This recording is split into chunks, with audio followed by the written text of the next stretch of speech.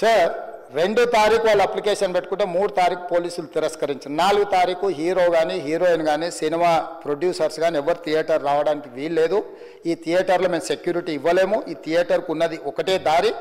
ఈ దారిలో ఇంతమంది వేలాది మంది అభిమానులు వచ్చినప్పుడు మేము కంట్రోల్ చేయలేము, వద్దు అని తిరస్కరించారు. తిరస్కరించిన తర్వాత కూడా 4 తారీఖు 9:30 ప్రాంతంలో హీరో రావడం జరిగింది.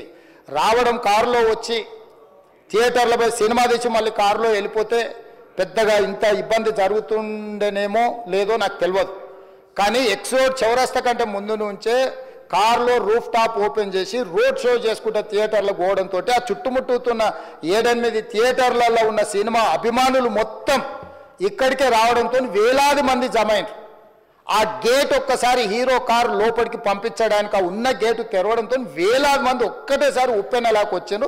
ఆ ఉప్పెనలో చనిపోయిన రేవతి, ఆమె కొడుకు, భార్య, భర్త, కూతురు వాళ్ళు అలాగైపోయి కొడుకు తల్లి ఒక పక్కన పోయి ఆ జనాల నుంచి తప్పించుకొని టికెట్ చేసుకొని ఆ తొక్కిసలాటలు హీరోను థియేటర్ లోపలికి తీసుకుపోవాలనుకున్న టైంకి అతను బండి మీద రోడ్ షో చేసి దిగేటప్పటికి వేలాది మంది హీరోను కలవడానికి చొచ్చుకొచ్చారు ముందుకు. అసలు అంటే ఈ రకమైన వాతావరణంలో అతన్ని లోపలికి తీసుకువెళ్ళాల్సిన సందర్భంలో అతను ప్రైవేట్ సెక్యూరిటీ ఇవాళ రేపు మనం ఫంక్షన్లలో బౌన్సర్లు అని మనం చూస్తూ ఉన్నాం. 50-60 మంది సరిగ్గా లెక్క తెలియదు, 50-60 అయినా అంటున్నారు, నెంబర్ 4 ఎక్కువ తక్కువ. ఆ బౌన్సర్లు అందరు మీదికి వచ్చే అందరు అభిమానులను విపరీతంగా అడ్డంగా ఎట్లా పడితే అట్లా తోయడంతో అటు నుంచి అభిమానులు హీరోని చూడాలి, కలవాలని ఒకవైపు నుంచి వాళ్ళని హీరో దగ్గరికే రానియొద్దని ఆయన ప్రైవేట్ సెక్యూరిటీ వెనక్కి నెట్టడం వల్ల ఈ తొక్కిసలాటలో హీరో థియేటర్కి వెళ్ళి లోపలికి వెళ్ళి చూసినాక పోలీసులు ఈ మొత్తం క్రౌడ్ని ఈ మొత్తం అక్కడ ఉన్న జమైన జనాలను అందరిని కూడా తీస్తే ఒక తల్లి కొడుకు అక్కడ శవాలుగా పడి ఉన్నారు. ఆ తల్లి అంత తొక్కిసలాటలు కూడా నేను ఆ వీడియో చూసిన ఆ తల్లి లోపలికి వచ్చినప్పుడు కొడుకు చేయి పట్టుకొని ఎంత జాగ్రత్తగా కొడుకుని తీసుకొని వస్తుందో తల్లి ప్రేమ ఎట్లుంటుందో అక్కడ నాకు చూసి నాకు అర్థమైంది. ఆ శవాలుగా మారిన తల్లి కొడుకు చెయ్యి ఇడవలే అధ్యక్ష, అట్లే చెయ్యి బిగ్గర పట్టుకొని పోలీసు వెళ్ళి చూస్తే ఆ తల్లి ఆ పిల్లగాడు ఆ తల్లి ఆ చెయ్యి వదలకుంటే కన్నబిడ్డను పట్టుకుని తల్లి చచ్చిపోయింది అధ్యక్ష. అట్లాంటి సిచ్యువేషన్లో పోలీసులు తల్లిని కొడుకుని హాస్పిటల్కి అక్కడ ఫస్ట్ ఎయిడ్ ట్రీట్మెంట్ చేసిండ్రు. పోలీసులు ఏం డాక్టర్లు కాదు, హుటాహుటిన తరలించిండ్రు. హాస్పిటల్కి వెళ్ళిన తర్వాత తల్లి చచ్చిపోయింది, పిల్లోడు కోమాలు ఉండు. ఆల్మోస్ట్ పోలీసులు పిల్లవాడు కూడా చచ్చిపోయింది అనుకున్నారు. బ్రెయిన్ డెడ్ అయింది, ఆక్సిజన్ అందక ఆ అబ్బాయికి. సో ఆ సిచ్యువేషన్లో వెనక్కి పోలీసులు వచ్చి హీరో గారికి విషయాన్ని తెలియజేసి హీరో గారు వెళ్ళిపోతే హీరో ఎందుకు వెళ్ళిపోవాలనుకున్నారు పోలీసులు అంటే ఇంకా వేలాది మంది అభిమానులు అక్కడనే ఉన్నారు. హీరో గారు థియేటర్లో కూర్చొని ఉండడం వల్ల సినీ ప్రముఖులు ఉండడం వల్ల ఈ బయట జమైన వేలాది మంది అభిమానులు అక్కడి నుంచి పోకుండా అక్కడనే ఉండడంగా థియేటర్ లోపల కూడా బాల్కనీలో టాప్ బాల్కనీలో హీరో కూర్చుంటే కింద నేల కింది నుంచి పై వరకు వెనక్కి తొక్కుట పైకెక్కి హీరో చేతులు కలపాలని కోతులు ఎగబడ్డట్టు కోట మీదకి కోతులు ఎగబడ్డట్టు ఉల్టా పైకి తొక్కిసలాట జరిగింది అధ్యక్ష. థియేటర్ వాళ్ళు పోలీసులను హీరో దగ్గరికి వెళ్ళి చెప్పడానికి కూడా అనుమతి ఇవ్వకుండా థియేటర్ వాళ్ళు పోలీసులను బ్లాక్ చేశారు అధ్యక్ష. ఎప్పుడైతే హాస్పిటల్లో తల్లి చచ్చిపోయిన పిల్లగాడు కూడా ఆల్మోస్ట్ చావు నోట్లో ఉన్నాడు అని తెలిసి పోలీసులు వచ్చి ఏసీపీ వెళ్ళి చెప్పడానికి పోతే థియేటర్ సిబ్బంది లేదు హీరో దగ్గరికి వెళ్ళడానికే వీలేదని చాలాసేపు పోలీసులను కూడా హీరో దగ్గరికి పోనీయలేదు అధ్యక్ష వాళ్ళ ప్రైవేట్ వీళ్ళు. చివరికి ఏసీపీ కోపం వచ్చేసి మిమ్మల్ని అందరిని తీసి లోపల వేయాల్సి వస్తుందని చెప్పిపోయి హీరోకు ఏసీపీ క్లియర్గా ఇద్దరు చనిపోయినరు, మీరు ఇక్కడ కూర్చుంటే థియేటర్లోనగా థియేటర్ బయట ఉన్న వేలాది మంది ఈ సినీ అభిమానులను మేము కంట్రోల్ చేయలేకపోతున్నాం, ల్యాండ్ ఆర్డరు శాంతి భద్రతలు చేయి దాటిపోయినాయి, మేము లాఠీ చార్జ్ చేయాల్సిన పరిస్థితి ఉంది, మీరు దయచేసి వెళ్ళిపోండి, వచ్చిండ్రు చూసిండ్రు కదా వెళ్ళిపోండి అంటే లేదు నేను సినిమా అయిపోయే వరకు ఇట్లే కూర్చుంటానని పోలీసులతో చెప్పిండని సిటీ కమిషనర్ నాకు చెప్పడం జరిగింది అధ్యక్ష. అదేవిధంగా ఇంకా కంట్రోల్ కాకపోవడంతో అప్పుడు డీసీపీ పై అధికారి రంగంలో దిగి వాళ్ళ అందరినీ లోపల వాళ్ళ ఎంబడున్న అడ్డుకుంటున్న వాళ్ళను పోలీసులతో జరిపించి చక్కగా డీసీపీ పోయి హీరో గారికి బయట చనిపోయినరు, పరిస్థితి చాలా గందరగోళంగా ఉన్నది, మీరు ఇక్కడ నుంచి కదలాల్సిందే లేకపోతే మిమ్మల్ని పోలీస్ స్టేషన్కు తీసుకెళ్లాల్సిన పరిస్థితి వస్తుంది, మీరు ఇక్కడ నుంచి కదలాల్సిందే అని బలవంతంగా అతన్ని సినిమా మధ్యలో 12 గంటల సమయంలో రాత్రి 12 గంటల సమయం అట్టిట్టుగా ఆ సమయంలో అతను తీసుకొచ్చి బండెక్కిస్తే మళ్ళీ అతను రూఫ్ టాప్ ఓపెన్ చేసి మళ్ళీ చేతులు ఊపుకుంటూ రోడ్ షో చేసుకుంటూ అంటే తల్లి చనిపోయి పిల్లగాడు చావు బతుకుల మధ్యలో ఉన్నాడు, మీరు వెళ్ళండి అని వెనక్కి పంపిస్తే కూడా మళ్ళీ కారులో రూఫ్ టాప్ ఓపెన్ చేసి చేతులు ఊపుకుంటా అభిమానులను సంతోషపెట్టుకుంటా రోడ్ షో చేసుకుంటా అతను వెళ్ళిపోయింది అధ్యక్ష. పోలీసులు కేసు చేసిరు. కేసు మీద థియేటర్కి సంబంధించిన కొంతమందిని అరెస్టు చేసిరు. అరెస్టు చేసి 10-11 రోజుల తర్వాత పోలీసు హీరో గారింటికి వెళ్ళిండ్రు. మీరు కూడా కేసులో A11 మీ మీద కేసు ఉందని చెప్పడానికి పోలీసులతో దురుసుగా ప్రవర్తించిండు. మీరు ఆ వీడియోలన్నీ కూడా చూసిండ్రు. ఆ పరిస్థితిలో చట్టాన్ని అమలు చేసే పోలీసులు ఆల్రెడీ ప్రాణాలు పోయినాయి. ఒక నిరుపేద తల్లి చనిపోయింది, కొడుకు చావు బతుకుల మధ్యలో ఉన్నాడు. ఆ రోజు కోర్టుల కేసులు కూడా వస్తున్నాయి. కోర్టుకు కూడా మీరు విచారణలు ఏం చేసిండ్రని కోర్టుకు కూడా పోలీసులు జవాబు చెప్పాల్సిన పరిస్థితి ఉండే అధ్యక్ష. దాంతో మాట్లాడితే వాళ్ళు చాలా బాధ్యతారహితంగా సమాధానాలు ఇచ్చారని మా పోలీస్ సిబ్బంది చెప్తున్నారు.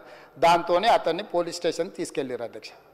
ఇక్కడి వరకు ఒక హీరో, ఒక థియేటర్లో జరిగిన సంఘటనలు, వీటన్నిటి నేపథ్యంలో పోలీసులు వాళ్ళ విధి నిర్వహణ నిర్వహించారు అధ్యక్ష. ఎప్పుడైతే అతను పోలీస్ స్టేషన్కు తీసుకెళ్ళిరో కొన్ని రాజకీయ పార్టీలు పైశాచికంగా ఎంత నీచంగా నన్ను తిట్టుకుంటా పోస్టులు పెట్టినరంటే, అంటే తెలంగాణ समाजంలో మలక్పేట్ बलाला साहब के कॉन्स्टिट्यूंसी के वोटर है, उन लोग मलकपेट के छोटे नौकरी, उसका नौकरी अकबर साहब वो 30,000 नौकरी करता है, उसके परिवार में कोई कमाई नहीं है. एक टिकट 3,000 रुपये में खरीदा, वो बच्चा उनका फैन है बोल के उनके परिवार 12,000 रुपये रखकर 4 टिकट खरीद के पिक्चर को गए. 30,000 महीने को कमाने वाले నెలకు 30,000 జీతంతో పనిచేసి ఒక ప్రైవేటు చిన్న దాంట్లో ఉద్యోగం చేసుకునే తండ్రి తన కొడుకు ఆయన అభిమానాన్ని కుటుంబము 12,000 రూపాయలు 3,000కు ఒక టికెట్ 12,000 రూపాయలు పెట్టి సినిమా థియేటర్కి వెళ్తే థియేటర్లో చనిపోయిన 11వ రోజు వరకు వీళ్ళు ఎవరు హీరో కానీ ప్రొడ్యూసర్ కానీ ఎవరు కానీ ఆ కుటుంబాన్ని చనిపోయిన కుటుంబాన్ని కానీ హాస్పిటల్లో చావు బతుకుల మధ్యలో ఉన్న పిల్లవాడిని పరామర్శించడానికి కూడా పోలేదు అధ్యక్ష. ఇది ఏ రకమైన మానవత్వం అధ్యక్ష? నాకు అర్థం కాలే. ఇలాంటి మానవత్వం లేకుండా వ్యవహరించిన వాళ్ళను పోలీసులు విధి నిర్వహణలో భాగంగా పోలీస్ స్టేషన్కు తీసుకెళ్తే ఒక ఆయన ట్విట్టర్లో పెడతాడు అడ్డగోలుగా 10 ఏళ్ళు మంత్రి చేసి ఉద్యమాలు చేసినామని చెప్పుకునేటోళ్ళు, ఉద్యమాల సమయంలో సినిమా షూటింగ్లో జరగొద్దని దాడులు చేసిన వ్యక్తులు ఇవాళ అతను భగవత్ స్వరూపుడు, అసలు అతన్ని పోలీసులు ముట్టుకుంటారా? అసలు ఈ రాష్ట్రం ఏమైపోతుంది? ఈ రాష్ట్రం ఉంటుందా? ఈ రకంగా రాజకీయ పార్టీలు అధ్యక్ష, రాజకీయ పార్టీలు ప్రజాప్రతినిధులుగా చనిపోయిన ప్రాణాల విలువ లేకుండా చావుకు కారణమైన ప్రత్యక్షంగా పరోక్షంగా అయిన వాళ్ళని పోలీస్ స్టేషన్కు విచారించడానికి పిలిస్తే కూడా అది కూడా తప్పుపట్టి ప్రభుత్వాన్ని బద్నాం చేయాలి, ముఖ్యమంత్రిని తిట్టాలని ఎంత నీచమైన భాష వాడింది అధ్యక్ష. యూట్యూబ్లలో మీరు చూడండి. నాకేముంటుంది అధ్యక్ష? ఏంది ఆ సినిమాకు స్పెషల్ రిలాక్సేషన్స్ ఇచ్చి ఇవాళ సినిమా ఏదైతే వ్యాపారం చేసిందో సినీ పరిశ్రమను ప్రోత్సహించాలని మొదటి వారం అత్యధికంగా సినిమా ధరలతో టికెట్లు అమ్ముకోవడానికి, స్పెషల్ షోలు వేసుకోవడానికి, బెనిఫిట్ షోలు వేసుకోవడానికి ప్రత్యేకమైన అనుమతులు ఇచ్చింది నా ప్రభుత్వమే కదా, మా ప్రభుత్వమే అధ్యక్ష. సినీ పరిశ్రమను ప్రోత్సహించాలనే మా విధానం.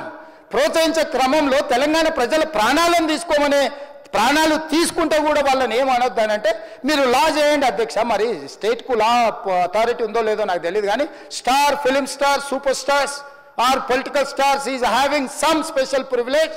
If they murdered anyone also we need not to prosecute or otherwise we need not to book any case against these personalities అని మనం మీరు చట్టం చేస్తా అంటే సినీ ప్రముఖులకు కానీ రాజకీయ ప్రముఖులకు కానీ స్టార్లని ఫీల్ అయ్యే వాళ్ళ పట్ల ప్రత్యేకమైన చట్టం ఉంటుంది, వాళ్ళ మీద కేసులు పెట్టొద్దని మీరు ఏమైనా చట్టం చేస్తే ఆ చట్టం అమలు చేస్తాం అధ్యక్ష.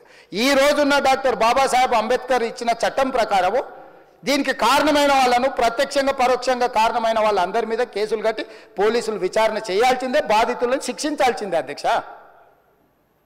సో ఈరోజు ఆ కుటుంబాన్ని ఆదుకోవడానికి ఈరోజు కూడా ఆర్థికపరమైన విషయాల్లో కానీ దీంట్లో కానీ వాళ్ళు ఎవరు పెద్దగా ఆసక్తి, కనీసం సినిమా వాళ్ళు ఒక్కరోజు అతను పొయ్యి వస్తే సినీ ప్రముఖులందరూ అతని ఇంటికి వెళ్ళి అతనికి మొత్తం ఏదో కాళ్ళు చేతులు యాక్సిడెంట్లో పోయినట్టు కన్నీళ్లు గారుస్తారు. ఈ సినీ ప్రముఖులు ఒక్కరైనా హాస్పిటల్కి పోయినరా అధ్యక్ష? నేను సూటిగా తమ ద్వారా సినీ ప్రముఖులను నేను అడుగుతున్నా అధ్యక్ష. తల్లి చనిపోయి 9 సంవత్సరాల పిల్లగాడు బ్రెయిన్ డెడ్ అయ్యి ఆక్సిజన్ అందక 20 రోజుల నుంచి హాస్పిటల్లో కోమాలో ఉంటే ఈ సినీ ప్రముఖులు ఒక్క రోజు కోసం పోలీస్ స్టేషన్ పోయిన ఇంటికాడ క్యూ కట్టి ప్రభుత్వాన్ని తిడుతుండ్రు, నన్ను తిడుతున్నారు, అతన్ని పరామర్శిస్తారు. ఏమైంది అధ్యక్ష? అతను కాలు పోయిందా, కన్ను పోయిందా, చేయి పోయిందా, ఏమైనా కిడ్నీలు దెబ్బతిన్నా, ఏమైంది? అతన్ని ఇంతమంది సినీ ప్రముఖులు పరామర్శించారు, కలిసిండ్రు, అభినందించారు. కానీ ఆ పిల్లగాన్ని కనీసమన్నా పరామర్శించడానికి సినీ ప్రముఖులు ముందుకు రాలేదంటే సినిమా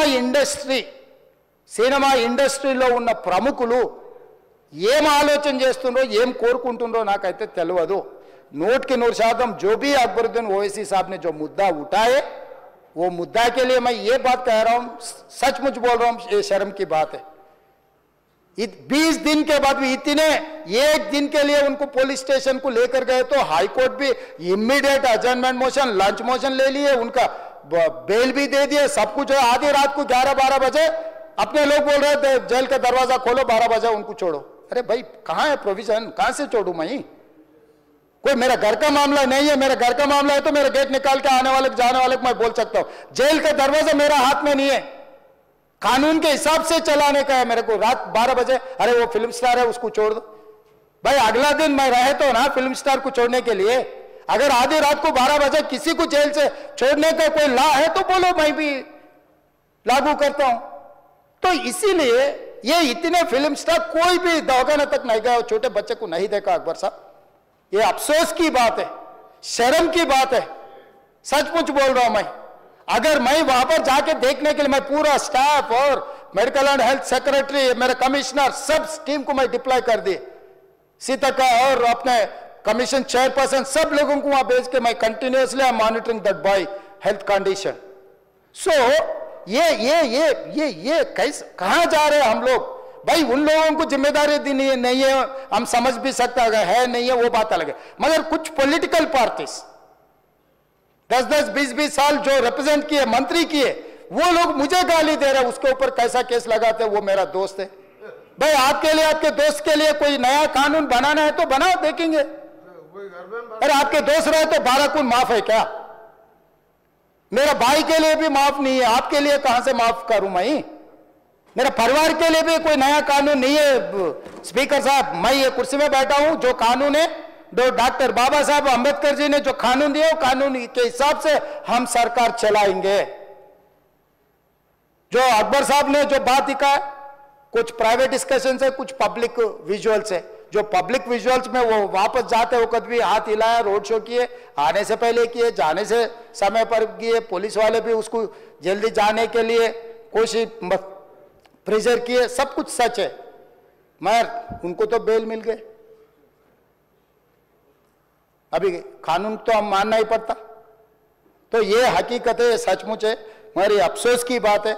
मैं फिल्म इंडस्ट्री जो बड़ा लोग है, मैं उन लोगों से गुजारिश करता हूं, इनह्यूमन नहीं रहना. आप बिजनेस कर लो, आप पिक्चर निकालो, पैसे कमाओ, सरकार से इंसेंटिव्स ले लो, सब्सिडीज ले लो, स्पेशल प्रिविलेज शूटिंग के लिए जो होना है वो मांगो. मगर किसी का हत्या होने के बाद, किसी का जान बचाने के बाद, किसी का जान लेने के बाद आज स्पेशल प्रिविलेज मांगे तो ये सरकार में नहीं मिलने वाले.